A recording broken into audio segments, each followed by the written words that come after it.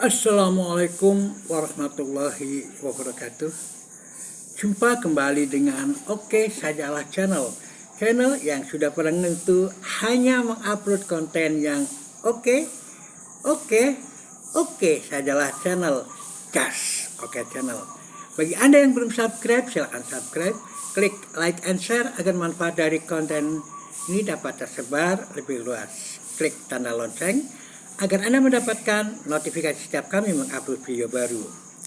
Saudara, seperti biasa kami sampaikan bahwa di video-video kita terdapat banyak sekali video promo.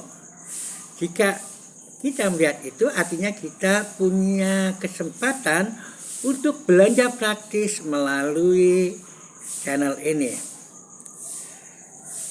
Karena hari ini kita akan membicarakan masalah kepribadian atau pribadi spiritual atau gerakan spiritual, tepatnya adalah Anies Baswedan dan gerakannya harus lebih spiritualis. Untuk itu kita tag dengan pustaka-pustaka atau buku-buku yang terkait dengan masalah spiritual. Nah, silahkan bagi Anda yang punya keinginan untuk memilikinya, hubungi pemasang iklannya. Terima kasih. Yang pasti jangan membeli kucing dalam karung oceh. Saudara, masih kita membahas tentang penerawangan Denny Darko. Dalam penilaian saya, penerawangan Denny Darko berujung pada hal-hal spiritual yang harus dikuatkan dalam Anies dan gerakannya. Itu menurut saya ya. Jadi gerakannya Anies harus lebih ke spiritual, menanamkan nilai-nilai sebagai pribadi spiritual yang luar biasa. Nah, saudara sekalian, kalau kita amati perjalanan dari yang kita pantau terhadap kepemimpinan Anies atau perjalanan karir Anies dalam kepemimpinan, kita melihatnya juga dengan apa yang ageman yang Anies peroleh. Nah, kita tahu bahwa di tahun 2014 Anies adalah seorang yang dinyatakan menurut survei tokoh muda yang paling capable dapat menyelesaikan masalah bangsa. Itu ya, Anies adalah tokoh muda yang paling capable menyelesaikan masalah bangsa itu di tahun atau sebelum 2014. Nah, oleh karena itu juga Anies juga mengikuti mengikuti konversi di Demokrat, kemudian juga hanya peringkat 5 dan sebagainya, padahal dia ada paling capable tapi di Demokrat peringkat 5 ya kan, sehingga yang lain yang diajukan dan sebagainya. Nah, kalau saya lihat bahwa Anies mau berjuang di mana-mana itu bukan karena haus jabatan ya, karena memang dia harus menunjukkan dia diterima di mana saja itu kan. Nah, dan Anies adalah tokoh muda yang paling capable menyelesaikan masalah bangsa. Nah, tentu saja mereka yang tidak mau tersaingi, dan ketika Anies juga diminta untuk menjadi ketua jurubicara kampanye Jokowi dan Yusuf Kala, kalau saya melihatnya lebih melihat bahwa Anies Baswedan melihat Yusuf Kalanya bukan Jokowinya. Nah, sehingga dia pun melakukannya dengan baik dan sangat membantu Jokowi dikala Jokowi sangat belum apa-apa ya, gelagapan dan sebagainya, bahkan disorot sering bawa contekan dan sebagainya. Anies tampil dengan bahasa yang lugas dan sebagainya, memang memiliki genetikal pada kemampuan bahasa yang luar biasa, terutama dari kakeknya ya, Anies Baswedan ya, sebagai diplomat yang ulung. Itu kalau menurut penilaian saya. Nah, ketika Anies punya kekuatan itu, mampu itu, memang Anies kemudian menjadi menteri pendidikan ya di era Jokowi itu. Tapi begitu belum ada bahwa Anies sudah merencanakan berbagai hal, termasuk bagaimana education for 21st century yang dipaparkan Anies di hadapan kami peserta halal bihalal ya, bahwa nanti pendidikan kita begini-begini. 2 hari kemudian di reshuffle, dan itu tidak dipanggil, tidak ada semacam unggah-ungguh ya, padahal baru diperjuangkan ya kan oleh Anies dan sebagainya. Itu memang saya juga menulis kalau Jokowi punya rasa balas budi, mestinya dukung Anies yang pemilu kemarin ya kan. Tapi ya itulah Jokowi ya kan. Dan akhirnya saya waktu itu isu yang berkembang adalah masalah wajar 9 tahun, kemudian juga masalah laporan Anies yang melaporkan tentang tunjangan-tunjangan fiktif justru dibalik seolah-olah Anies yang melakukan. Nah, ini satu hal yang luar biasa ya, yang sekarang juga dimunculkan lagi ya oleh mereka yang memang sangat menghalalkan segala cara. Kalau saya melihatnya begitu. Nah, itu kemudian di sisi, kalau saya melihatnya itu tadinya ya, tapi kemudian ternyata geger terkait dengan pulung ke Prabon ya, satu yang kaitannya dengan tongkat komando. Ternyata memang pada saat itu baru beberapa menjabat Anies mendapatkan amanah atau kepercayaan memegang tongkat komando Pangeran Diponegoro. Ini satu hal yang luar biasa, dan bagi mereka yang tahu ini satu hal yang sangat mengancam ya, sangat mengancam kedudukannya. Makanya wajar kalau itu kemudian di reshuffle dan tanpa basa-basi lah gampangnya. Itu semacam itu. Kemudian ketika itu berjalan, itu perjalanan Anies menjadi satu cobaan yang ini jelas. Cobaan itu belakang bahwa Anies dilemparkan ya, seakan-akan dibuang di belantara raya ya, walaupun Anies sikapnya kemudian legowo ya sudah nggak dipakai ya nggak apa-apa, itu kan semacam itu ya. Akhirnya dengan posisi itu ternyata sedang berjalan menikmati kebiasaan-biasaannya diminta dengan untuk bertarung di Pilkada Jakarta kan. Dan itu dipenuhi Anies, kemudian bukan Anies yang minta kan. Nah, kemudian dengan cara-caranya Anies bisa memenangkan ya kan, dan itu sangat luar biasa. Dan di tengah hal yang semacam itu, Anies pun kemudian tahapan yang kedua dari agemanya adalah tongkat cokro dengan 2 mata zikir, yakni Al-Mulk dan Ar-Rahman. Nah, ini sangat memberi peringatan bahwa Anies harus menjadi pemimpin yang memang menaburkan rahmatan lil alamin ya, bahwa Anies harus menyebarkan itu. Dan ketika itu muncul lagi ketika sudah selesai macam-macam ya, kemudian dengan segala hal yang terjadi, kemudian fitnah dan sebagainya muncul,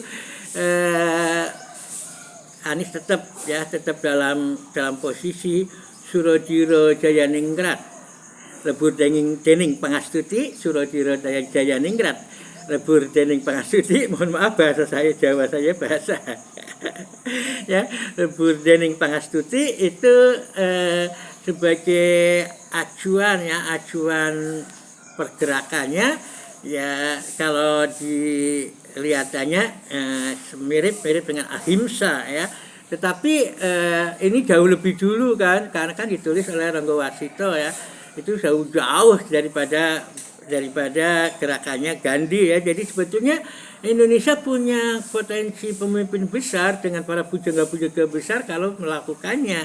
Tapi banyakkan pada skeptis ya terhadap karya-karya pujangga besar kita. Nah, ini satu hal yang perlu direfleksikan, dan pada akhirnya bahwa Anies dalam kondisi yang semacam ini itu menerima yang disebut sebagai ageman sorban Pangeran Diponegoro. Kalau kita tahu sorban itu tentu saja adalah lambang spiritual. Artinya seperti yang dilihat oleh oleh Denny Darko, kalau saya melihatnya bahwa itu ada perintah untuk Mi'raj.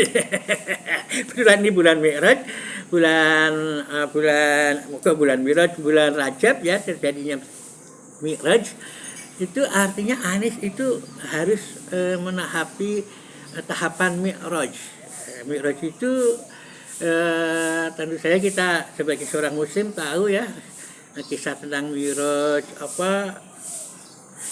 sangat luar biasa penderitaan Rasulullah SAW, sehingga orang menyebutnya sebagai satu hiburan untuk ke sana, tapi sebetulnya adalah hiburannya adalah menerima tugas suci ya, menerima tugas suci di mana Rasulullah akhirnya menerima, kita kenal sebagai perintah sholat 5 waktu dengan segala aspeknya. Dan betul ya, seperti yang kemarin Anies katakan bahwa pemimpin harus memiliki sains, memiliki pengetahuan teknologi ya, dan dengan Mi'raj itu Anies harus bisa menciptakan juga memahami teknologi sangat yang canggih, yang super canggih, termasuk adalah perintah terkait dengan ya ma'syaral jinni wal insi in istata'tum an tanfudzu min aqtaris samawati wal ardh wa'khudzu la tanfudzu illa bisultan. Itu adalah harus dibuktikan dengan teknologi. Bagi saya pesawat ulang-alik yang bisa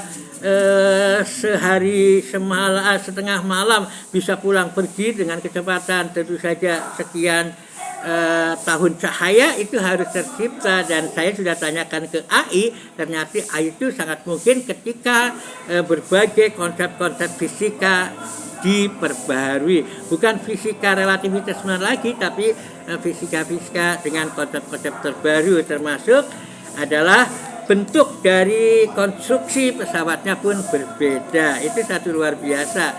Nah, itulah yang harus dilakukan Anies ketika saat ini memegang peranan penting dalam gerakannya, yakni harus Mi'raj. Ya, saya pernah menyarankan Anies uzlah, tapi nampaknya dengan lambang spiritual itu adalah spiritual sholat adalah dengan Mi'raj, karena Mi'rajnya kaum muslimin adalah sholat.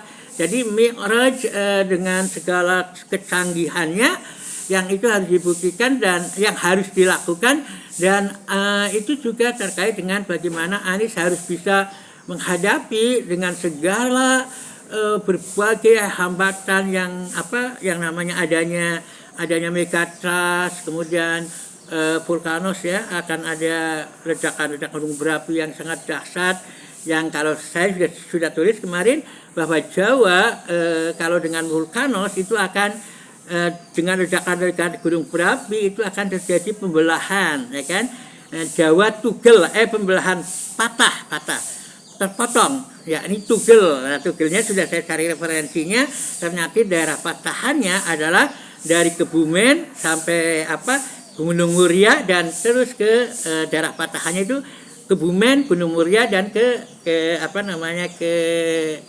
Banjarmasin. Nah, itu ada daerah patahannya ya. Jadi kalau itu ada akan patah itu, dan akan patah juga akan terbelahnya itu akan sigarnya itu oleh kekuatan megatrust ya kan, megatrust yang luar biasa.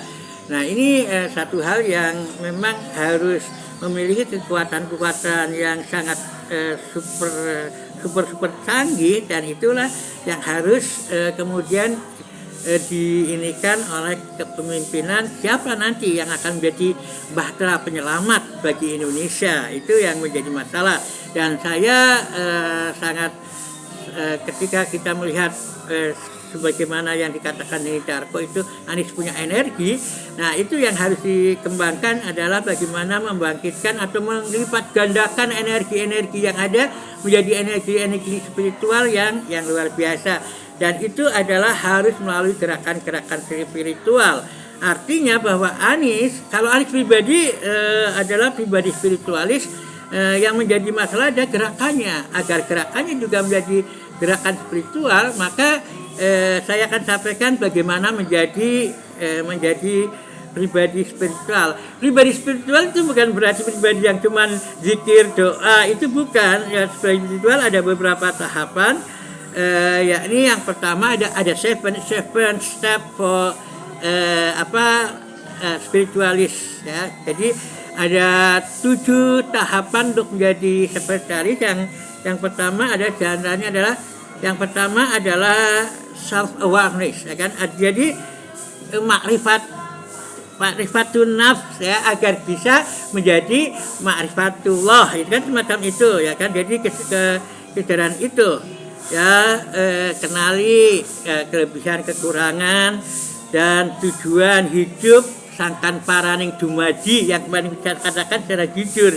Ini untuk gerakannya ya bukan untuk Anies. Kalau Aniesnya sudah masternya, saya pikir ya. Kalau Aniesnya sudah masternya, karena kita juga sering melihat bagaimana Anies memperkaya spiritual dengan referensi yang diulasnya, ya kan. Kemudian yang harus dilakukan adalah mulai hari dengan praktek spiritual, ya. Jadi sisihkan waktu setiap hari untuk meditasi, doa, baca jurnal, rasa syukur dan sebagainya. Ini saya pikir sebagai pribadi Anies sangat melakukannya. Rasa syukur dilakukannya ketika kita bangun tidur, mengucapkan alhamdulillah, ya kan, alhamdulillah, ya kan, ahyana ba'da ma amatana. Atau kalau dalam kondisi yang tidak baik-baik saja, tentu saja alhamdulillahi ala kulli hal, kan semacam itu. Kemudian samping itu ada melakukan kalau meditasi, tentu saja kita sudah tahu ya, Anies itu melakukan fathajat bihi nafilatalak, ya kan. Anies ketika di tenda pun melakukan tahajud, ya kan. Artinya itu adalah asa ayab aksaka robuka maqama mahmuda. Itu jelas akan membawa ke arah posisi yang mulia. Nah, ini ya, kepada posisi yang mulia. Nah, ini tentu saja adalah disarankan untuk seluruh anggota gerakannya. Nah, tentu saja yang beragama berbeda juga tetap saja harus melakukan ada, kalau saya di sini kebetulan dekat dengan seminari, jadi kalau jam berapa itu ada bel, ya, ada belnya dan sebagainya. Itu adalah petanda melakukan mungkin adalah renungan pagi dan sebagainya. Kemudian eksplorasi nilai dan eksplorasi nilai dan keyakinan. Jadi seperti yang dikatakan oleh Denny Darko, bahwa yang harus diperjuangkan oleh Anies adalah nilai, ya, bukan jabatan dan sebagainya. Nilai harus menjadi satu yang utama, nilai-nilai keperjuangan, nilai keadilan, bukan jabatan. Itulah yang sering saya katakan, jangan dorong Anies untuk menerima jabatan ini. Anies tidak layak untuk itu. Anies sangat layak untuk menjadi pemimpinnya, jangan dijadikan subordinasi. Dan itu yang saya melihat bahwa gerakan Anies juga ini nampaknya ya kayaknya mungkin malu nggak ada pejabat, tapi Anies ada perjuangannya nilai. Lebih baik tidak menerima apa-apa, kemudian tetapkan nilai bahwa ini salah, ini benar. Ya, jadi pahami yang benar-benar penting bagi kita semua dan tindakan dengan nilai-nilai tersebut. Jadi harus ada, kalau dalam bahasanya siapa? Bahasanya